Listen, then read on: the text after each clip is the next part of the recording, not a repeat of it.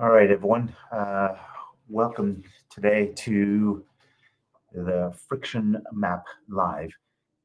In this episode, we will be covering something that hopefully is of great interest to you, 2026 projections and what you can do to make sure that they are going to succeed. Let's start off first by anybody who is joining into the call, feel free to type into the comments. I think it should be on the right-hand side of your screen. Please type in where you're connecting from. I would love to know who's on the call. Super, thank you. And let's go ahead and get started. So you're here today because you care about your 2026 plan and you don't want to just leave it to chance or you want to guess. So what's one thing you want your 2026 plan to do for you? I'd love to hear in the comments. Please type that in. Because today we're going to walk through a real anonymized company that might be just like yours. It's very similar in the sense it's a company who's made a plan. And what you'll see is what's really going on underneath the surface of their plan. They've got this great idea, and I'll show you a little more about what that is. But what they can't see, what's hidden beneath the surface, what is not readily visible is what is lurking beneath and is going to be the boat anchor to their success. And what you'll start to see is what might be happening inside your own organization. So again, love to ask a question to get you started. Tell me where you're connecting from and where you're sitting right now. Super, thanks. Let's get ourselves started. So today's case, why strong plans still miss their numbers. And it happens to all of us. If you have any comments throughout the course of this, please type into that comment box on the right-hand side. I'd love to get your questions and answer them as best I can at the right time. So today's story is really pretty simple. This company had a really strong plan and they missed in 2025. And the reason why is nothing was obviously broken. They had smart leaders and they had really, really clear goals. But I don't know if you've ever experienced this. You had a plan that looked great and still it slipped. So I would be curious, has that happened to you? Just looking for a yes or a no in the comments. Type in, have you ever had a plan that looked great and it still slipped? If you've experienced that, type that in the comments. So something was happening to this company that they couldn't quite see. It was quietly pulling the plan off course. They may have even sensed it. Individuals in the team, or maybe even the whole team may have sensed it. So we're going to make that something hidden visible. And that's what you're going to see today. Why strong plans miss their targets. So you probably felt that moment when the plan looks good. You still felt uneasy because, look, a plan is a speculation as to what's going to happen in the future, using the best available knowledge you have visible to you. What if you're not able to see something? And you're not crazy. Most companies miss their numbers at least once per year. In fact, Gartner says 67% of companies miss forecasts each year. That's 2 out of every 3. Are you one of those 2 or that third one? Because it's not usually the planning that was bad. It was because the key assumptions, the gaps, or the misalignments stayed hidden while you were in the planning process. And how do you see those gaps, those assumptions, those blind spots that create the drag on your plan? So I'm curious, and again, I would love to see what you type into the comments here. What's one word that describes how planning usually feels to you?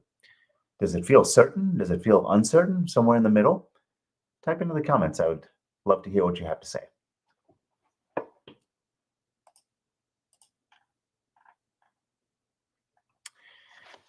So in order for us to truly see what is holding 2026 plans from being what they can be and what this case study company, what actually was a blind spot for them, because every company has them, every individual has them, we need to start with this foundational idea. Let's think about how you walk or run. You need friction to move on the floor. The same friction, if you don't see a bump, can make you trip. And people often think of friction as a bad thing, but You can't run, you can't jump, you can't stop, and you can't change direction without friction. So friction is actually necessary. But that same friction can also make you trip and fall. In your business, friction is just the energy inside the system. It's inside the organization that's already there. The friction already exists. The problem is you can't see the friction. What does it look like? If you look at the floor right now, can you see the friction? You can't, but it's still there. So the quick check for you is, do you see friction as more helpful or annoying? And what is your default?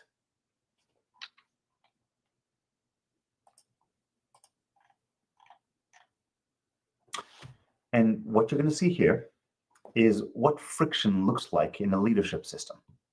Excuse me, a leadership team. This is an actual organization. You'll see some abbreviations for what they're called as we go around this circle here. Starting up at about 12 o'clock is market position, operational efficiency, employee engagement, cost retention, customer retention, revenue growth, market expansion, so on and so forth. Because each one of these colors in this graph, each one of these different shapes is a different leader on that same exact team. That black line that you kind of see in the middle here, that's kind of shaded in, that is the average of the team. So that is sort of the collective belief of everyone. So each line is a different leader on the team, and they're all looking at the same company, but they all see a slightly different picture. That shape of each one of those different and of all those different differences, that is the friction. What you see now is the friction, the real friction of an organization that missed some of their targets in 2025. That's what it looks like. If this is happening to your team, your plan is built on uneven, shaky, unstable ground. Can you see that? Because each one of those shapes represents a different person, the same organization, and how they perceive what's going to happen in that organization. So looking at this shape, I'm curious, does it feel familiar in what happens in your organization? I'd love to hear from you. Drop a yes or no or too familiar in the comments if this seems or feels like what you already have in your organization or have experienced in the past. So let's talk about today's anonymized company, just so you can kind of see what this real example looks like and what is the effect of this friction. This company is a mid-stage business-to-business SaaS company, so software as a service. But it really does, it's not about whether it's a SaaS company or it's B2B. It's the fact that there are people and there's leaders in this organization. So it doesn't have to be SaaS for you to be able to relate to this. They set very normal goals, and you can kind of see what those goals look like. Better retention, better margins, more productivity. They wanted their sales to increase. They wanted their margins with their customers and what their services and products were to increase. And they wanted to increase productivity as an organization. Who doesn't want that? That is not too far from normal. Nothing wild, nothing reckless, just what most leadership like them or you might even aim for. From the outside, you'd probably say, that sounds like a pretty solid plan. Looks like one to me. Clear, smart goals that they've created for their organization. Sounds like a pretty solid plan. So my question to you is, how early did you start your 2026 planning? Have you done it already? Are you thinking about doing it soon, or have you not yet completed it? Because I'm going to show you and translate what this map means, this friction map, and what it reveals for this organization. Because I'm going to show you kind of how these hidden things are secretly going to kill the chances of an organization doing well, because they've got fantastic goals, well, reasonably thought out goals that they've spent lots of time, but it's the hidden risks that kind of lurk in the night in that organization that keep them from being successful. So this map tells us where the team is united around growth, but not what the current reality is. Consider this, a revenue growth. Look at how high this number is. Market expansion, brand reputation, strategic alignment, customer satisfaction. But you can look at financial health. You can look at customer retention, agile adaptability of the organization. Those are places where that same exact organization, the same leaders in that organization see things differently. They disagree on communication. They disagree on technology. They disagree on operations, the things that make growth possible. So they have really very reasonable growth metrics for 2026, but there's disagreement within the team. Let me ask you a question. Do you believe that they're going to have success when they all see the problem differently? Some of these leaders in this organization believe that customers are really happy. Others think there are serious issues. This is a typical organization. And this friction can be a source of better decisions if it's surfaced, if it's brought to light, like is here in this friction map that I'm showing you on screen. Or it could be a source of risk if it's just ignored and nobody bothers to pay attention to it. This organization couldn't see this. They hadn't seen this friction map, so they had no idea. And they waited till June of 2025 to find out, oh, we need to do a major course correct because people aren't on the same page. So if you had to guess, does your team mostly see the same reality or slightly different ones? And how do you verify that today? Because if your team looked like this, what do you think your chances of success in meeting your 2026 goals are when everyone sees things completely differently? I'd love to hear what you think. Tell me what you believe in the comments.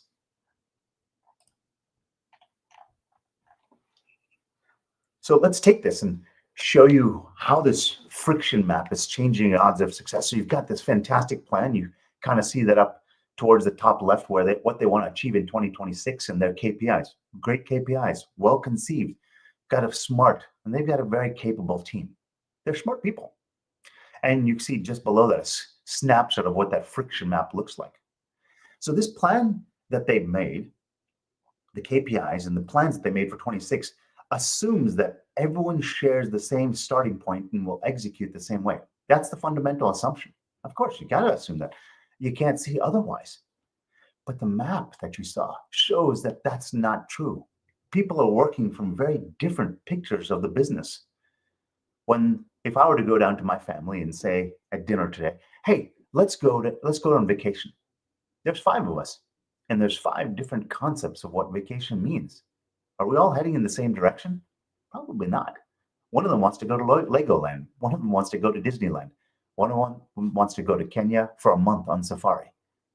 3, 4, 5 different concepts of how we solve the same exact problem. Imagine if that applies to you. What do you think are the chances of success if you don't know that? That means that that execution will drift.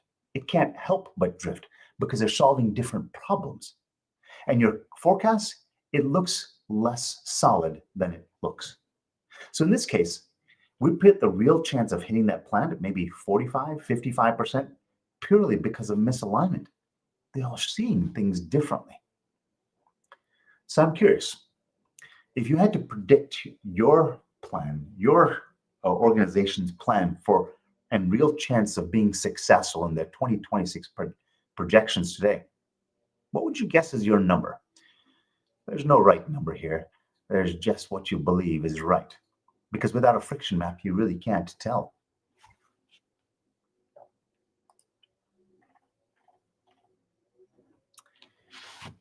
So we've now seen one team's friction map. Now, I'd like you to consider your own. Right? Your leaders may agree on the goals, but they agree on where you are today. Does one person in your team say, all right, our customer retention is fantastic, but somebody else at that table on a scale of 1 to 10 doesn't think it's a 10 out of 10, but thinks it's a 2 out of 10. They're solving different problems, and the way that they're going to approach solving those problems and execute is going to be different based on what they see. And if you can't see that friction map, how will you verify that they're on the same page? So leaders may agree on the goals, but do they agree on where you are today? If we mapped your team, the shapes and the gaps, they would be unique to you because every team is. The culture, the environment, the operating context, execution context, your sales, the markets that you're in, have everything to do with what they believe and see in your organization today. And it'll keep changing. So the real question is, Are you making 2026 bets with a clear map or with some blind spots still in place? And how would you find out today? So do you think your team would have similar variants or totally different shape? I'd love to hear. Do you think your team would see things exactly the same? I'm curious.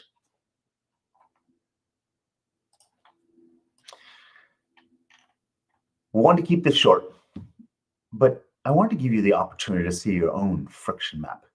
If you saw that a friction map gives you this opportunity to see where the blind spots are, here's a free tool that we've created that builds a friction map for you.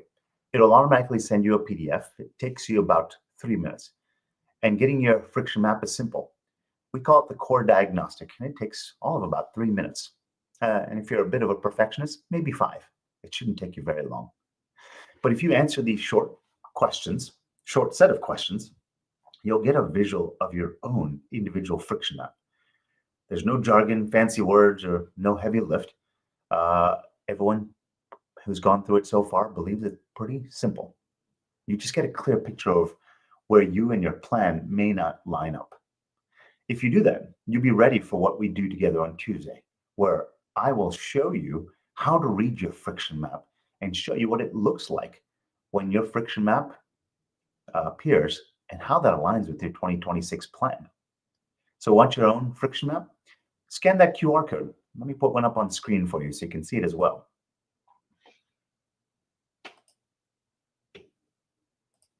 You should see a QR code up in the top left corner. And if you scan that QR code, it's going to take you to a diagnostic that will ask you a number of questions that should take you that 3 to 3, maybe 5 minutes max. And if not, you can just type map into the comments and I'll send the link to you directly so you can fill out that friction map for yourself. When you do that, so what happens is actually today I show you that the friction concept and how it appears in real organizations. And hopefully as you went through this, you saw how not understanding your friction can lead to tremendous blind spots that reduce significantly your chance of success. And if you remember that Gartner stat, 67% of companies will miss their projections. So there's a 67% chance that without this friction map, you're going to lose your chance to meet 2026 goals. So if you fill out this CORE Diagnostic, if you get your own friction map, I'm going to invite you to another session, a private session, where I will actually show you your own friction map or allow you to understand how to read your own friction map. If you don't want to share it with others, that's perfectly up to you. But I'll show you how to see it. That whole process is free. It takes probably about 10 minutes before you'll have that map in your inbox. All you have to do is just scan that QR code. And if you take that 3-minute CORE Diagnostic, which creates that friction map, you'll get your personalized friction map. And I'll walk you through exactly how to read it for yourself. You'll understand where your misalignment lives, where your leverage points are, and how to strengthen your 2026 plan before the year even starts. You stack the deck in your favor. So take that diagnostic today and join me on Tuesday. All you have to do is scan the QR code and you'll get the opportunity to join me on Tuesday, where I'll walk you through how to read your own friction map. Because on the other side of it, that's where the real clarity happens in your achievement of your goals. Thanks so much for the time. Hopefully this was useful, and I look forward to seeing you on Tuesday.